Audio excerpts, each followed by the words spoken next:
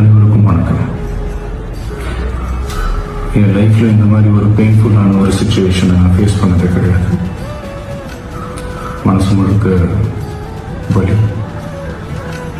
வலி மட்டும்தான். இந்த சுற்றுப்பயணத்தில் என்னென்ன மக்கள் பார்க்க வராங்க.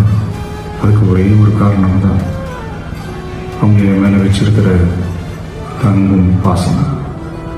அந்த அன்புக்கும் பாசத்துக்கும் நான் எப்பவும் கடமைப்பட்டிருக்கிறேன்.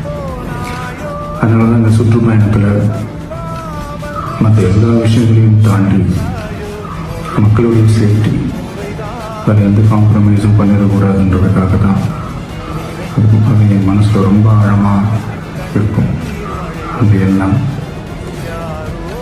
அதனால தான் இந்த அரசியல் காரணங்கள் எல்லாத்தையும் தவிர்த்துட்டு ஒதுக்கி வச்சுட்டேன்.